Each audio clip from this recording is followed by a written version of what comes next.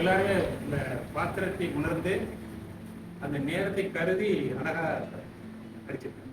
ஒவ்வொரு முறையும் நடிக்கும் போதும் அதில் ஒரு ஒரு பதட்டம் இருந்துகிட்டே இருக்கும். அந்த பதட்டத்தில் இருந்து வெளியே வந்து வந்து வந்து அவங்க நல்லா பண்றாங்க. தம்பி நேமிநாதனோட நடிப்பு மிக அருமையா இருந்தது.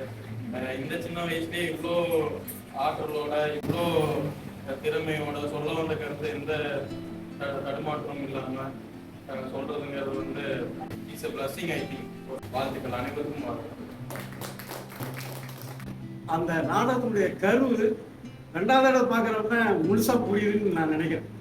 அதாவது தம்பிங்கிற அந்த அமேன்ஸ் அந்த கேரக்டர் வந்து ஒரு கருத்தை சொல்வதற்கு ஒரு டூலாக பயன்படுத்துகிறாரு சார் அப்படின்னு நினைக்கிறேன்.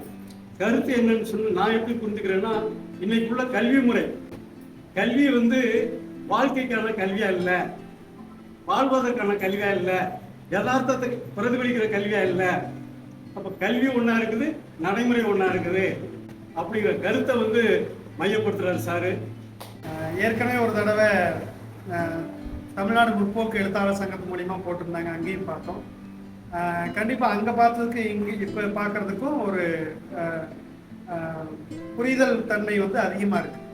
அதாவது வகுப்பறை விட்டு வெளியே வந்தால் தான் வெளியில தான் எல்லாத்தையும் கற்றுக்கொள்ள முடியும். இது ஏற்கனவே லெனின் சொன்னது. மாணவர்களே வகுப்பறை விட்டு வெளியே வாங்க, வீதிக்கு வாங்க, எல்லாத்தையும் கற்றுக்கலாம்னு சொல்லி. கல்விங்கிறது வெளியில தான் இருக்குது, வாழ்க்கைக்கான கல்வி அது அப்படிங்கிற முறையில் சார் ரொம்ப அருமையா அந்த கேரக்டர் மூலமா அதை கொண்டு வந்திருக்கிறாரு. மாணவர்களுக்கு பள்ளியில வந்து ஒரு முழுமையான அவர் திருப்தி அடைகிற மாதிரி அவருடைய அறிவுக்கு தீனி போடுற மாதிரி வகுப்பறைகள் உருவாக்கணும். அது கண்டிப்பா நம்ம பெற்றோர்கள் வந்து நம்ம குழந்தைய படிக்கிற பள்ளியில வந்து நாம அதுக்கு ஒரு துணை செய்யும். ஒரு ஆசிரியர்னாலே மட்டும் அந்த அந்த இடத்த உருவாக்கிட முடியாது. டீச்சர்ஸ் வந்துட்டு ஒரு ஸ்டூடெண்ட் வந்து என்ன மனநிலைமையில இருக்கான் அப்படின்றத புரிஞ்சு ஒவ்வொரு குழந்தையுமே தனிப்பட்டு அவங்க பார்க்கணும் ஒரு வகுப்பறையில. அப்போ மட்டும்தான் அவங்க வந்துட்டு அவங்க உள்வாங்க முடியும். அவங்க என்ன நிலைமையில இருக்காங்க, அவங்க குடும்ப சூழ்நிலையில என்ன இருக்கு, அவன் என்னவா இருக்கான் அப்படின்றதெல்லாம் புரிஞ்சுக்கிட்டு தான் அந்த டீச்சர் வந்துட்டு இருக்க முடியும். அந்த இது ஒரு தொடர் கதையா இன்னொரு கதை ஐயா உருவாக்கணும் அப்படின்னு ஐயா அவர்களோட வேண்டுகோளோட விடைபெறுகிறது. நன்றி. பாட புத்தகங்கள் மட்டுமே எல்லாத்துக்கும் தேவையானதா இருக்காது, ஒரு மதிப்பெண் வாங்குறதுக்காக மட்டும் இருக்கலாம். மித்தபடி வாழ்க்கை வந்துட்டு நாடகத்துல சொன்ன மாதிரி தான், சூரியனுக்கு கீழே இருக்கிற எல்லாமே நம்ம கத்துக்க வேண்டிய விஷயம் நிறைய இருக்கு இந்த உலகத்துல. ஃபர்ஸ்ட் வந்து லைட்டிங் வந்து நல்லா இருந்தது.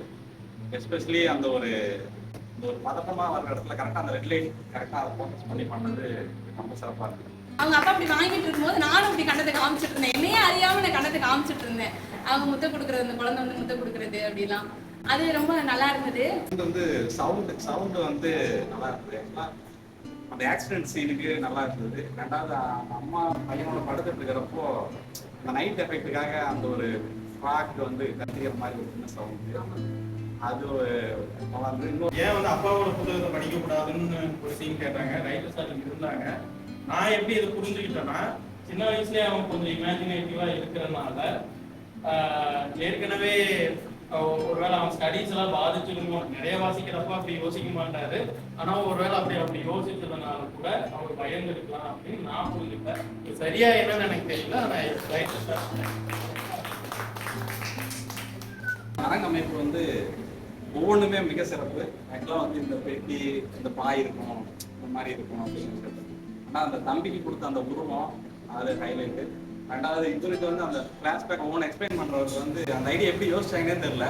எடுத்தோன்னா அந்த முகமுடி வச்சு ஃபர்ஸ்ட் டைம் வரப்போ ஃப்ரண்ட்ல இருந்துச்சு, செகண்ட் டைம் வரப்போ அந்த கண்ணுக்குள்ள அந்த முடி எடுத்ததெல்லாம் வந்து ஒரு பயங்கரமான ஒரு கிரியேட்டிவிட்டி. எப்படி இப்படிலாம் யோசிக்க முடியுது அப்படிங்கிற மாதிரி பயங்கரமாக அது சிறப்பாக இருந்துச்சு.